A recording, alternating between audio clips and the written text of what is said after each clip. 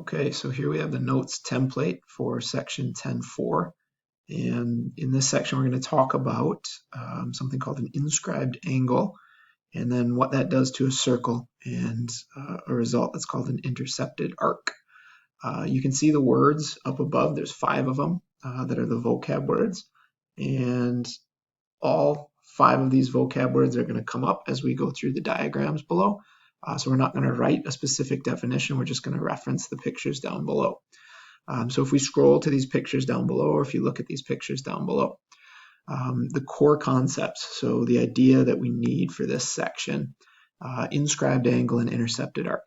So an inscribed angle is an angle whose vertex, that's the point of the angle where it bends back, and that's point B here. So where its vertex is on the circle. So the point of the angle is on the circle. And then when you write that angle, it's going to hit the circle at 2 other locations. The arc that lies between those 2 other locations where the angle touches the circle is called an intercepted arc. And I'm going to grab a different color here. So the intercepted arc is this piece of the circle. It's a little tough to draw on there, but that arc of the circle, the piece that sits between the 2 rays on the angle, that's the intercepted arc. So an inscribed angle sits on the circle, opens up, and then the piece of the circle that it hits or opens up into is called the intercepted arc. There's then a third word, and these first 2 are by far the more heavily used words. So inscribed angle and intercepted arc. The third word that you'll occasionally run into with this is subtend. So it says if the endpoints of a chord or an arc lie on the sides of an inscribed angle, the chords or the arc are said to subtend the angle. I'm going to grab a different color and just show that, and hopefully it doesn't get too colored up here. But this chord right here is said to subtend the angle. All that means is it's at the end of the angle, where the angle hits the circle, so that you see the subtend ends in the word end. So think end of the angle is where that arc or the chord ends up being. So in an inscribed angle sits on the edge of a circle for a vertex, and then it has an intercepted arc. And we'll do a couple of things with that. So we'll see some examples of that. Theorem 10.10 is one of those examples. So measure of an inscribed angle. So the measure of an inscribed angle is half the measure of the intercepted arc. So you have an inscribed angle. So here's our point D on the circle, and it's got 2 rays that go out, and those 2 rays hit the circle. You then get an intercepted arc, which is AB. And again, I'll go to the red color here for the arc. So there's the arc. And what they're saying is the angle itself, so the angle measure that's right in there, is half of the arc measure. So again, arc measures are in degrees, and we saw that in a previous section. One of the easiest ways to see it, and I wish they would have done it here, so I'm going to add it in, is a little example on this. If you have a circle, so here's a circle, not the best I've ever drawn, but it works. And then you have an angle that opens up in a way where it hits. So there's my angle going through. It makes a subtended chord right through the middle of the circle. In other words, the angle cuts the circle in half. Well, an entire circle has 360 degrees, which means this arc that's sitting out here has an angle measure, an arc measure of 180. And you can kind of see, I think, in the picture that if you hit an arc of 180, that angle that's across from it, that inscribed angle, looks a heck of a lot like 90 degrees. Well, guess what? 90 degrees, that inscribed angle, is half of 180. And it's probably the easiest visual to see on the circle in terms of what this thing is saying. So again, what it's saying is it doesn't just work for 90 and 180. It actually works for any angle and arc pair. So with each of these inscribed angles, you'll get an arc that it is intercepted.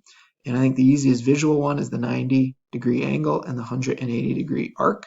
But that relationship is a 1/2 relationship. So you've got the inscribed angle, and that is half of the intercepted arc. So that's the first idea in this section. The second idea that goes along with this, so inscribed angles of a circle theorem. If you have 2 inscribed angles that intercept the exact same arc, then the angles are equal. And again, here I'm going to jump to using a red pen to show the intercepted arc. So the intercepted arc here is from A to B. And what they're saying is, if you have two angles that both intercept the exact same arc, so here you see there's an angle ADB, or angle D, since there's only one letter, so angle D, and then angle C, and I'll grab a different color to grab that one. Angle C, those two angles both hit at the exact same spots along the arc, at A and at B, which means they both inscribe the same arc. Well, if they inscribe the same arc and they're both on the circle, then they have to both be equal. So if they both outline the same arc, they would both have to be equal, because both of them would have to be half the measure of the arc. So if we knew this arc was, say, 100 degrees, that looks reasonable for what it might be. That means any angle that's inscribed and linked to that arc would itself be 50. So that means both of these angles would be 50 degrees, here and here. And they don't actually give numbers to the problem, but I think sometimes it's easier to see it in terms of numeric values. So again, the way that works is the angle that's sitting there, the D or the C, is 1/2 of the arc. And if you have two angles that hit the same arc, those two angles have to be equal. So that's one set of ideas in this section. There's a second, core concepts, and normally I would work through some problem examples at this point, but these are actually really related to each other. So what I'm going to do instead is work through all the notes, and then I'll shoot through the problem examples. So this second set of notes, this second core concept, talks about an inscribed polygon.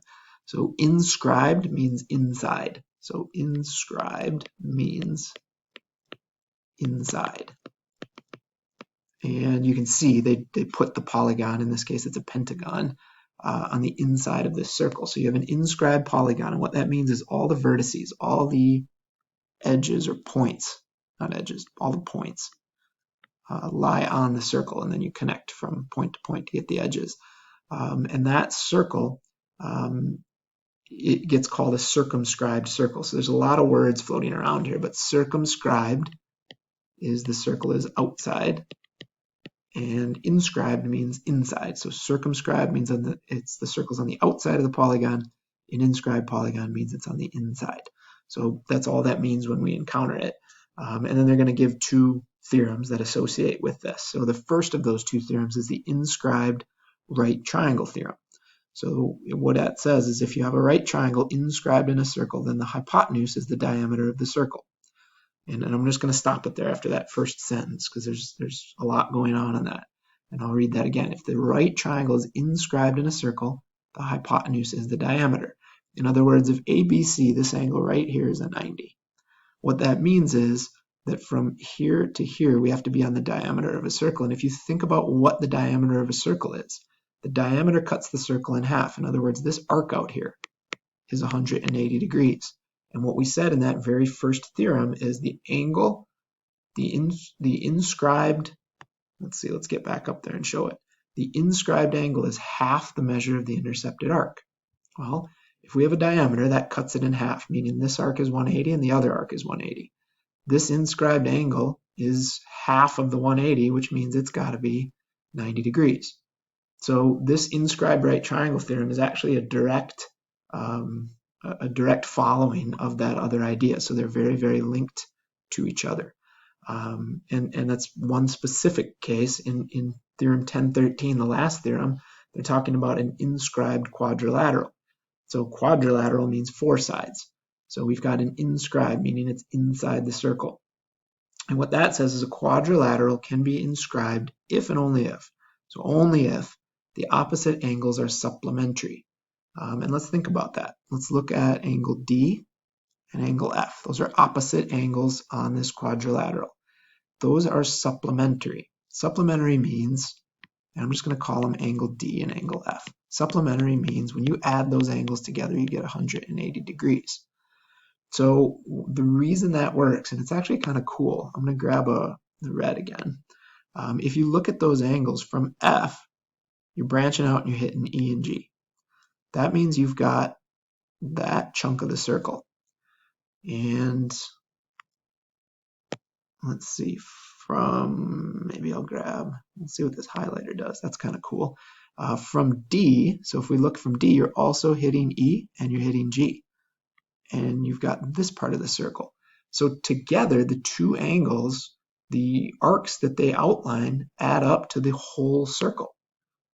Well, a whole circle is 360 degrees. That's the yellow arc.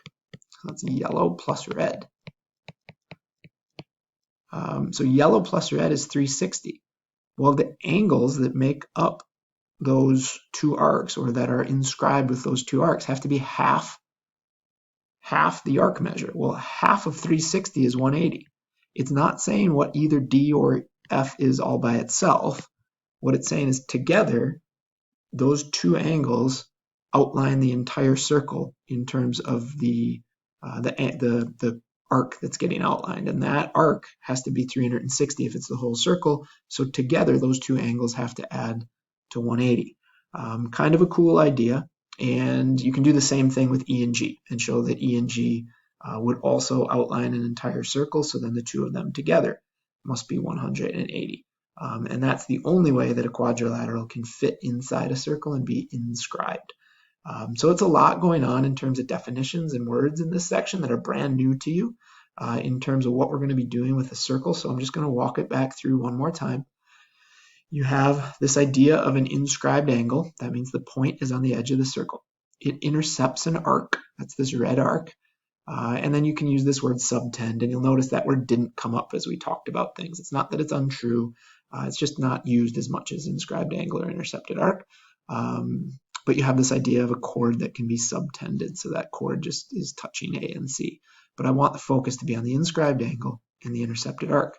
And then we talked about this first idea that really was related to everything else we did, and that first angle is the measure of the inscribed angle theorem. So if we have an arc on the outside, the angle that's associated with it that's inscribed is half of the measure. And we used a specific example where I said, okay, if we've got this circle cut in half, then it's kind of easy to see, or it's easier to see that we'd get a 90.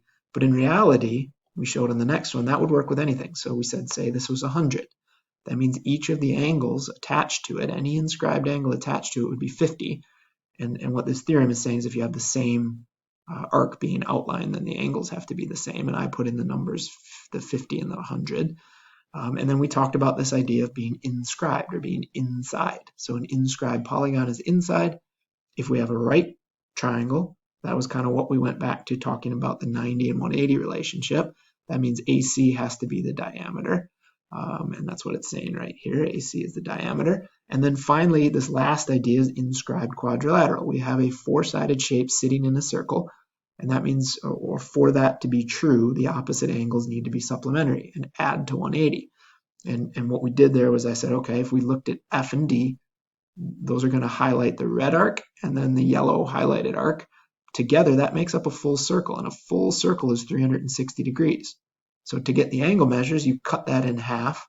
And those combined angle measures then have to be 180. Again, that's not specifically saying what D or F by themselves are, only that together they would be 180, which is what it means to be supplementary. And that's what this thing is saying, that we've got supplementary angles across from each other. So those are the notes. I'm going to put up a separate video that works through some specific examples on this, but I'll refer back to these ideas that we just talked about.